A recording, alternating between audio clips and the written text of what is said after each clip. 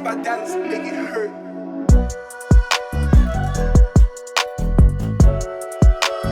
Alright, what's going on, my loveliest and dearest people out there? Welcome to पढ़ ले 11th E's Commerce। और आज का जो वीडियो बहुत डिफरेंट है। बहुत सारे लोगों ने इसकी डिमांड की थी और जब से वो सीए वाला वीडियो गया है तब से बहुत सारे लोगों की ऐसी डिमांड थी कि कुछ ऐसा वीडियो है जिसमें एक्चुअल प्रैक्टिकल इंफॉर्मेशन मिल पाए, क्योंकि थियोरेटिकली तो बहुत सारी मिल जाती है, ये है ऐसे करना, ये करना, बट एक्चुअल एक एक्सपीरियंस जो चीज होती है, जो कि जिस इंसान ने खुद ने वो चीज कर रखी है, तो ये हमने सोचा कि अगर ऐसा कुछ कर पाए तो बहुत ही अच्छा हो जाएगा। तो right now we have an absolutely amazing person with us. Please welcome everybody Miss CA Shravani ma'am. तो बेसिकली इनका थोड़ा सा, अगर मैं आपको बोलने का मौका, मतलब मैं ऐसा बोलने का मौका बहुत कम देता हूँ, मेरे साथ में बहुत गंदी आदत है, बट अगर मैं सब लोगों को थोड़ा सा एक जिस्ट दूं, तो मैं जब देख रहा था तो मुझे ऐसा लगा कि भाई मतलब ये तो बहुत ज्यादा है। मतलब मैं ऐसा लग रहा था कि बहुत, मतलब आपको कभी ऐसा नहीं लगा कि बहुत ज्यादा ही पढ़ लिया हमने कभी, या फिर ऐसा बहुत सारा हो गया एक साथ में? मतलब ऐसा, हालांकि मैं बताऊंगा आगे चल के, बट आपको ऐसा कभी ऐसा फील होता है कि नहीं मतलब हमने बहुत शुरू से ही बहुत सारा पढ़ा है, या फिर आप बचपन से ऐसे थे, like in terms of academics? ऐसा नहीं था मेरा। मुझे पढ़ना बहुत पसंद था, तो मैं शुरू से ही थोड़ा मैं कॉम्बिनेशन रखती थी, पढ़ाई और काम या फिर खेलना वैसा। तो कभी ऐसा फुल फोकस पढ़ाई ही करना था या फिर दिन रात पढ़ाई करना था, ऐसा कभी नहीं था। It was a combination of both. पर जब राइट टाइम था तो मैंने इन्वेस्ट किया टाइम पढ़ाई में, तो उसका रिजल्ट मिल गया। ओके तो लेट मी टेल यू कि सीए श्रवणी मैम जो हैं, वो उन्होंने 10th और 12th दोनों गोवा बोर्ड से की है। और 10th में उनकी जो रैंक थी वो थी सेकंड एंटायर गोवा में, और 12th में she was the first rank holder. तो पूरे गोवा में she had this first rank, ठीक है। और सबसे इंपॉर्टेंट चीज, जो सबसे ज्यादा एक एक सीए एस्पिरेंट के लिए एक बहुत बड़ा ड्रीम होता है कि हम फर्स्ट अटेम्प्ट में सीए क्लियर कर लें, तो she was the one to do it. And I am really glad to welcome you on पढ़ ले। और आई होप आपको अच्छा लग रहा हो।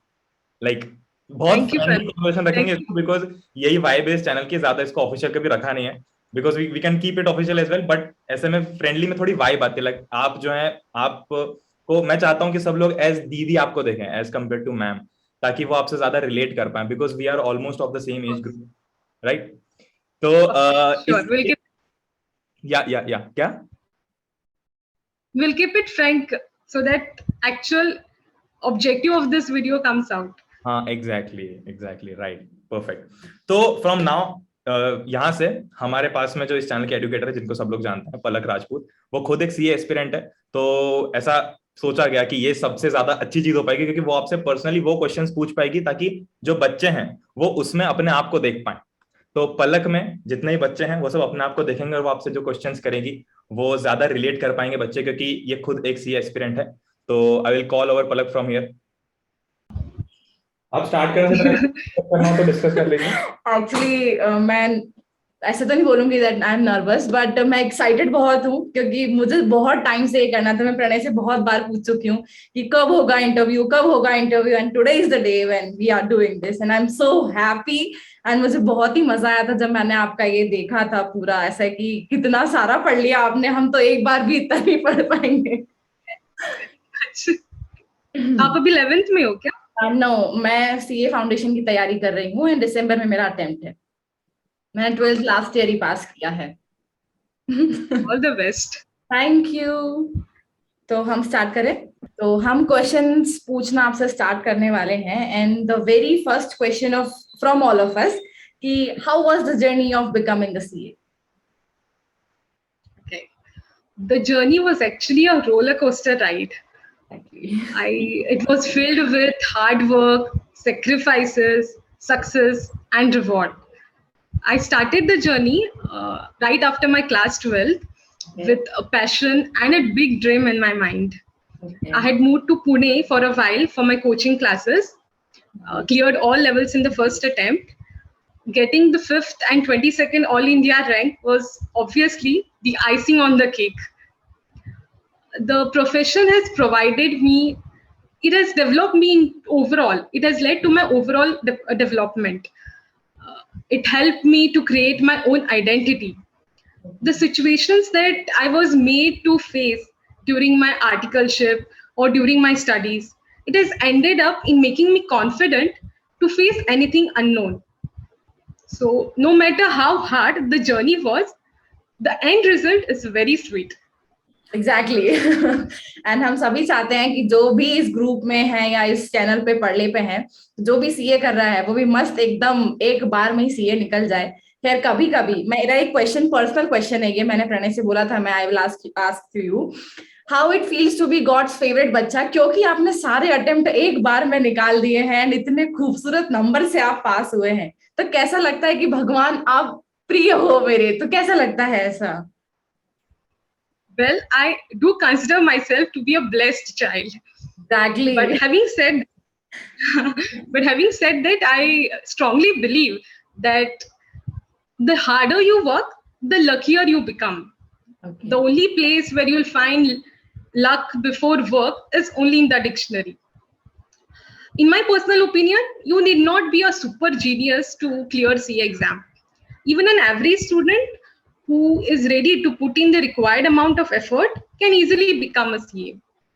One should have the passion to motivate oneself and then work hard to achieve that dream. Okay. So the next question is कि next question थोड़ा सा ऐसा है, तो मैं पहले पूछती हूँ कि आप हार्ड वर्क में ज्यादा बिलीव रखते हैं या फिर ऐसा, क्योंकि आईसीआई का बना हुआ है ना, जो भी सीए करता है, जैसे I also believe in Karma and hard work, कि हम हार्ड वर्क करेंगे तो हम सब कुछ अचीव कर लेंगे, बट क्योंकि CA made me do believe in luck and all, की लक होगा तो निकल जाएंगे, क्योंकि 2-2 मार्क्स 3-3 मार्क्स से बच्चे रह जाते हैं। तो आपका क्या ओपिनियन है कि आप हार्ड वर्क में ज्यादा बिलीव रखते हैं या फिर आप ये कि हाँ लक फैक्टर भी बहुत काम आता है ड्यूरिंग एग्जाम्स, और आपके पूरे सीए जर्नी में लक फैक्टर का क्या रोल रहा होगा उस वक्त? लक फैक्टर ऐसा है कि जिसमें हम काउंट नहीं कर सकते, हार्ड वर्क ऐसा है जो हम काउंट कर सकते हैं। तो अगर हमने पढ़ाई की है अच्छे से और आप जाते हो पेपर लिखने, तो वो हार्ड वर्क आपका लक ऑटोमेटिक खींच लेता है, ये मेरा मानना है। तो आप लक के ऊपर फोकस करके नहीं चल सकते हो एग्जाम के लिए, आपको हार्ड वर्क करके ही जाना पड़ेगा, तो लक अपने आप उसको फॉलो करता आएगा।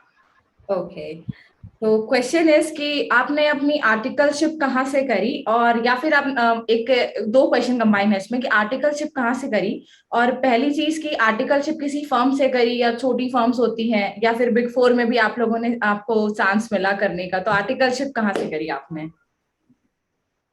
तो अगेन मैंने कहा मैं खुद को ब्लेस्ड मानती हूँ, तो यहाँ पे भी मैं ब्लेस्ड हूँ। मुझे दोनों, जैसे बिग 4 और मिड साइज फर्म, दोनों फर्म में काम करने का मौका मिला। तो इनिशियल हाफ में मैंने पीडब्ल्यूसी में आर्टिकलशिप की थी, जो वन ऑफ द बिग 4 है, और फिर बाद में मैंने एक मिड साइज फर्म में की है, गोवा की छोटी सी फर्म। तो दोनों फर्म ने मुझे डिफरेंट एक्सपोजर दिया। ऑडिटिंग फील्ड का पूरा एक्सपोजर मुझे पीडब्ल्यूसी में जब मैं थी तब मिला, और बिग कंपनीज के ऑडिट की अपॉर्चुनिटीज मिली। फिर डायरेक्ट और इनडायरेक्ट टैक्स का एक्सपोजर जब मैं मिड साइज फर्म में काम कर रही थी तब मिला। तो it was all round full complete exposure during my articleship. और मैं कहूंगी कि आर्टिकलशिप सीए कोर्स का बहुत इंपॉर्टेंट पार्ट होता है। ये हमारी कॉन्सेप्चुअल नॉलेज को बढ़ाता है, प्लस हमको छोटे छोटे लाइफ हैक्स के बारे में भी समझाता है कि कैसे काम करना चाहिए, कैसे प्रोफेशनलिज्म डेवलप करना चाहिए। आपको एक तरफ से प्रिपेयर करता है वो after clearing your CA exam, how the journey is going to be or how the work is going to be, the corporate world, it exposes it you to the corporate world. So इसको importance देना चाहिए जब आप पढ़ाई करते हो। It is a very important phase of the course. Okay. So the next question is कि what was the toughest thing you had experienced while becoming CA? मैंने पहले भी कहा है कि सीए उतना ज्यादा टफ नहीं है जितना हम उसको बना लेते हैं या फिर उसको उतना पब्लिश मतलब देखा जाए। हर कोई बोलता है कि बहुत टफ है, पर मेरे हिसाब से अगर हमने एफर्ट डाला तो फिर आप क्लियर कर ही लेते हो। मुझे जो टफेस्ट चीज लगती है सीए कोर्स में, it is the volume of the course. There are 7 subject at IPCC level divided into 2 groups and again 8 subject at CA final level divided into 2 groups.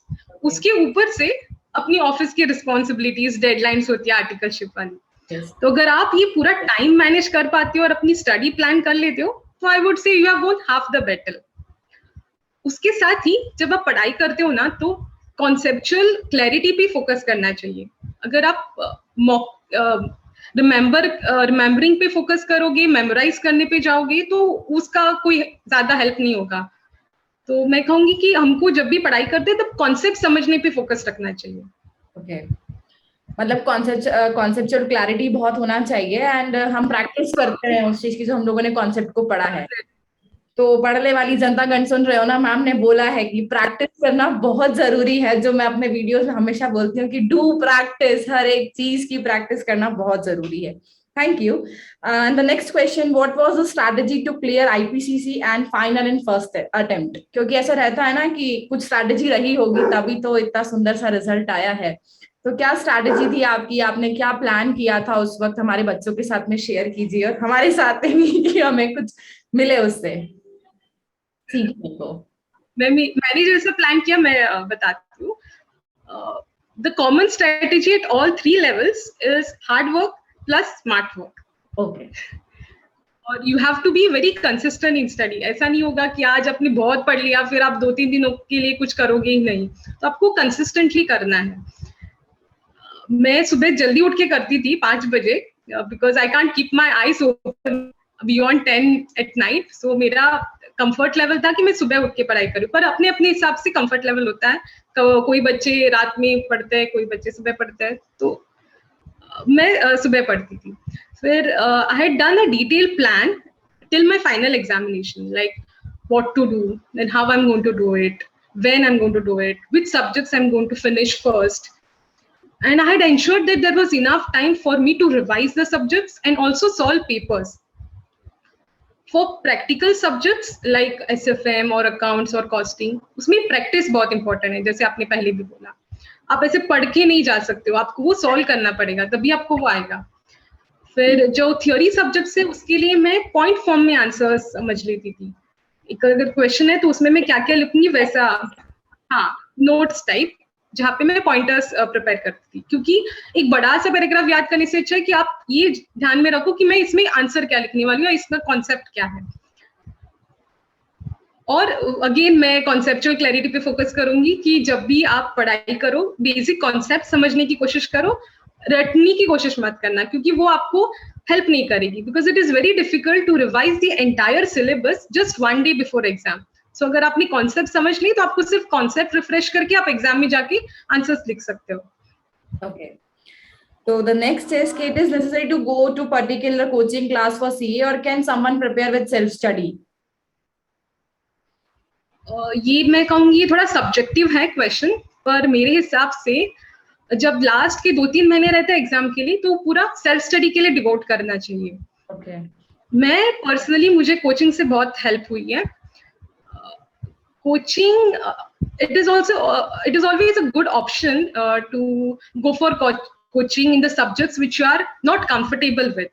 Okay. So in my opinion, coaching is important, but it is not sufficient. It has to be coupled with self study.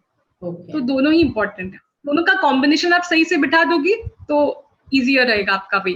अपने self study के लिए time निकाल के रखो कि 2-3 महीने जब exam होने वाले तो आप सिर्फ अपनी सेल्फ प्रैक्टिस के ऊपर ही ध्यान दें, कोचिंग के उसमें ना घूमे कि कोचिंग जाना है। तो अपने बिहाफ पर भी कि सिलेबस कंप्लीट हम अपने हिसाब से कर लें पूरा। ओके, तो क्वेश्चन इज कि what do you think that you did differently from others? क्योंकि आपने बहुत ही सारा डिफरेंट कर रखा है मैम, इसलिए ये क्वेश्चन पूछा है, so that you could succeed in the first attempt. In my case, support and guidance from my professors and my family had played a huge role in my success. Okay.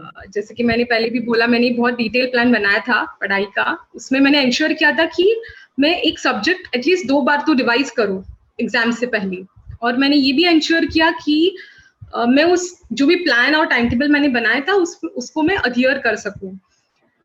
तो I was very consistent during my study. I would say it's not always about greatness. Success is not always about greatness. It's about consistency also. Okay. So consistent hard work can also lead you to success. You have to be consistent in your efforts. Okay. तो question ये था कि आपके लिए best part क्या है? CA बनने के लिए मेरा ये क्वेश्चन भी था, मुझे था कि मुझे आपसे ये पूछना है कि आपने रियलाइज कब किया कि आपको सीए ही बनना है? जैसे मुझे ये बात रियलाइज हुई थी, मैं जब 6th में थी तब मुझे लगता था कि मुझे सीए बनना है, whether I didn't know the meaning, the answers of that particular word और प्रोफेशन, बट हाँ मुझे सीए बनना है। सिर्फ इतना पता था कि कुछ अच्छा प्रोफेशन है, इज्जत मिलती है, रिस्पेक्ट मिलती है एंड सब लोग आपकी रिस्पेक्ट करते हैं, तो मुझे सीए बनना था। तो ऐसा आपने कब रियलाइज किया कि आपके ड्यूरिंग आपने एकेडमिक सेशन में या 11th-12th में आपने पर्टिकुलर डिसाइड किया कि मुझे सीए के साथ में ही जाना है? तो आपने कब डिसाइड किया कि आपको सीए बनना है? ऐसा मेरा कोई प्लान या ड्रीम नहीं था कि मैं सीए बनूंगी, जैसे लोगों का रहता है ना कि बचपन में हाँ कि मैं डॉक्टर बनूंगा या सीए बनूंगा। ऐसा मेरा तो कोई प्लान या ड्रीम नहीं था।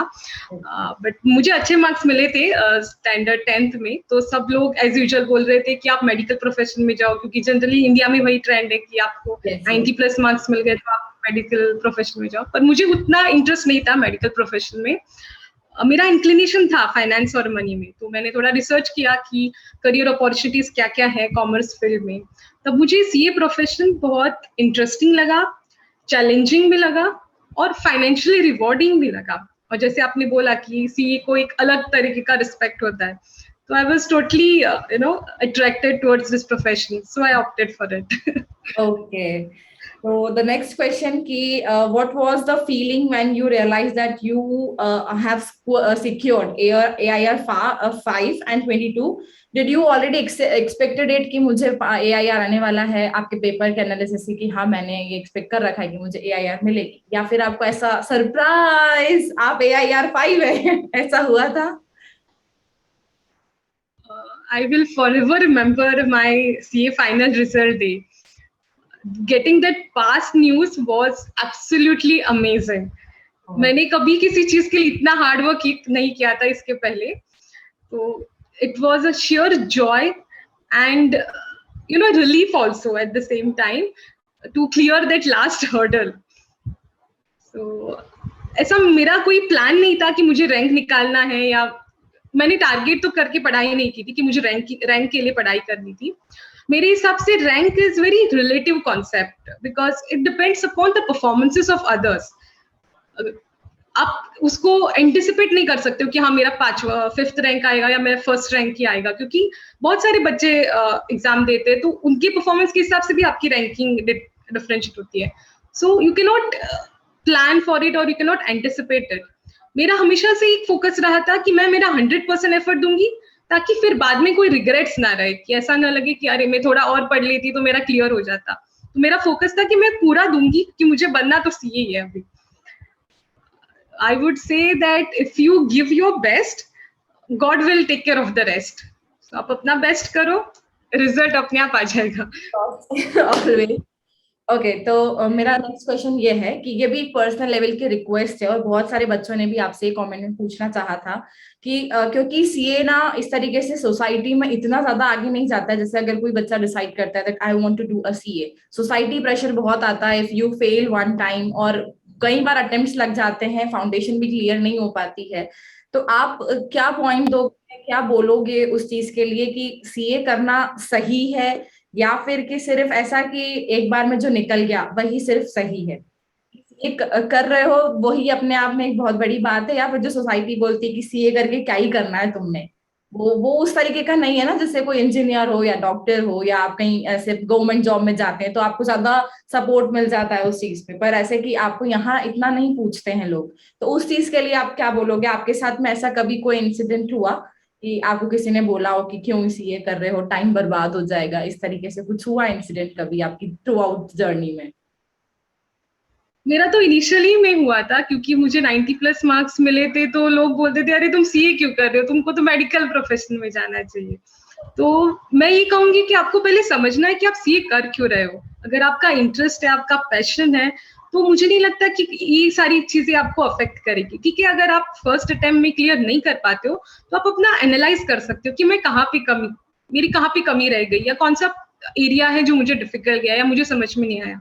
तो आप उस पर फोकस करो, उस पर और ज्यादा एक्स्ट्रा एफर्ट्स डालो, ऑटोमेटिकली आपको वो निकल जाएगा। तो पहले आपको ये समझना चाहिए कि मुझे एक्चुअल में सीए बनना है या मेरा कोई दोस्त बन रहा है इसलिए मैं बन रहा हूँ।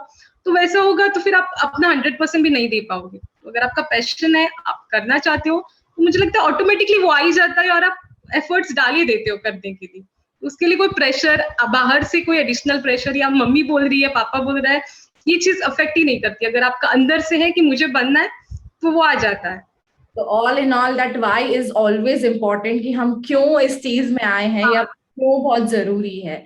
तो गाइस सुनो, मैं भी यही बोलती हूँ हमेशा कि वो वाई पूछो, कि वाई वी आर हियर, क्यों हमने कॉमर्स लिया या why we opted for CA.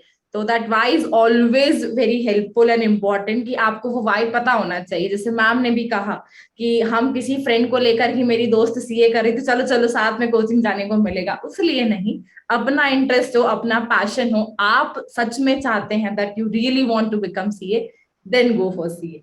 Okay, तो आप हमारे चैनल पे या हमारी जो जनता गण है, प्रिय पढ़ले फैमिली है, उसको आप क्या एडवाइस देना चाहोगे, जो भी लोग कॉमर्स में आगे सीए करना चाह रहे हैं? उसके लिए एक वो होता है ना, एक ऐसे होता है ना कि वो बहुत ही सुंदर सी टिप, कभी बोलते ना रामबाण इलाज है, या आप यही फॉलो करो तो हमेशा आगे तक जाओगे।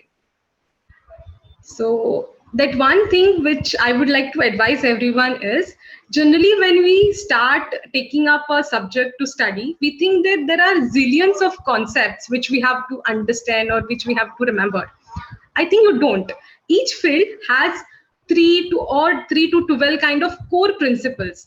You should identify them and then master them, because everything else revolves around these core principles.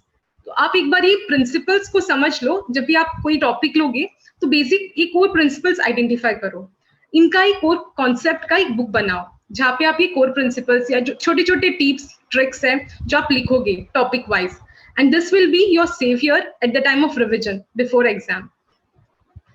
फिर next step I would say just do your स्वॉट analysis, in the sense identify your strengths and weaknesses. For example कभी कोई बच्चा practical subjects में बहुत अच्छा होता है, थियोरी थोड़ा वीक रहता है, जैसे कि मेरा था, तो उससे आप आइडेंटिफाई कर लोगे तो आप फिर उसमें थोड़ा आपके फोकस एरिया पे इम्प्रूवमेंट ला सकते हो कि हाँ थोड़ा थियोरी में मुझे ज्यादा टाइम लगता है तो मैं प्रैक्टिकल सब्जेक्ट थोड़ा जल्दी कर लूंगी और थोड़ा एक्स्ट्रा टाइम थियोरी सब्जेक्ट्स पे डालूंगी। तो अपनी वो स्ट्रेंथ्स एंड वीकनेसेस आइडेंटिफाई कर लो, फिर बेसिक कॉन्सेप्ट मास्टर कर लो जैसे कि मैंने पहले भी बोला था। और ये बुक जो मैंने बोली है, नोटबुक आप रखना अपने पास हैंडी, जहाँ पे आप सारे कॉन्सेप्ट्स टॉपिक वाइज लिखोगे और टिप्स एंड ट्रिक्स भी रखोगे, क्योंकि एग्जाम की जस्ट एक दिन पहले आप पूरा वो बुक रिवाइज नहीं कर सकते हो। तो अगर अपनी ये कॉन्सेप्ट्स रिफ्रेश कर दिए तो वो बहुत आसान रहेगा।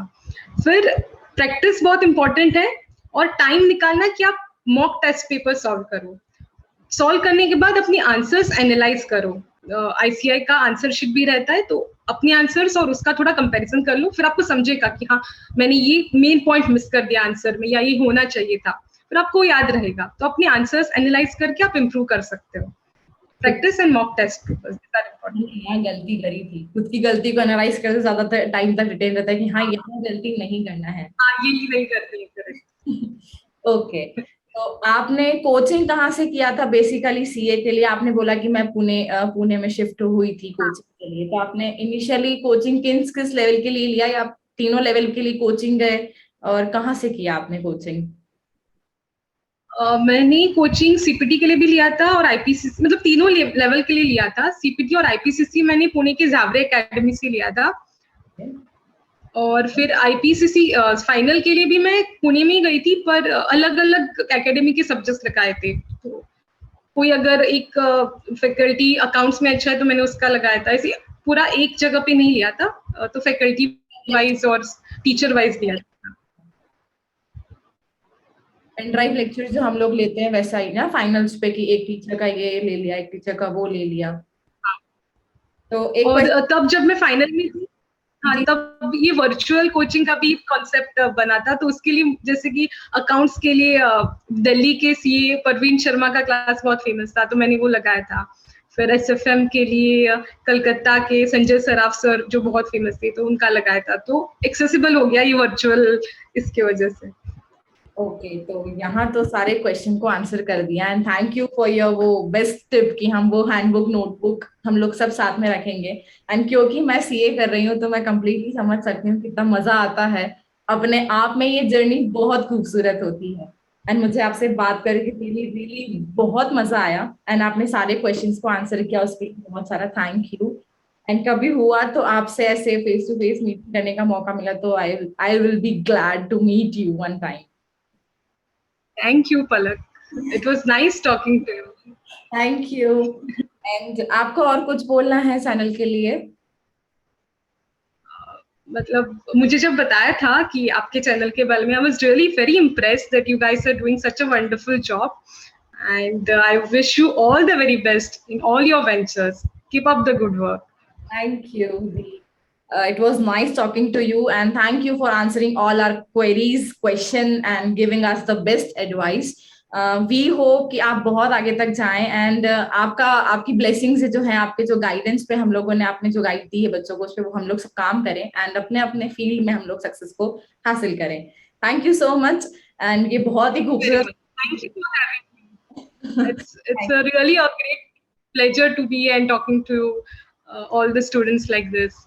I feel myself blessed to have the opportunity to advise you or just to be of any help to any of the students. Thank you, thank you. तो गाइज इस सभा का समापन तो यहीं करते हैं, लेकिन सभा यहाँ रुकेगी नहीं, क्योंकि यहाँ से जैसा मैम ने बोला कि हार्ड वर्क, कंसिस्टेंसी, आपका कंसंट्रेशन, मोह माया से दूर रहना is very much needed during all the levels. ठीक है, तो चलो हम हमारे काम पे लग जाते हैं. अब हम मिलेंगे नेक्स्ट वीडियो में, एंड आई होप आप लोगों ने बहुत एंजॉय किया होगा इस वीडियो को. तो कॉमेंट डाउन करो और चैनल को सब्सक्राइब करो, लाइक करो एंड शेयर करो. Okay, thank you ma'am. Thank you, Palak. Bye. Take care. Bye.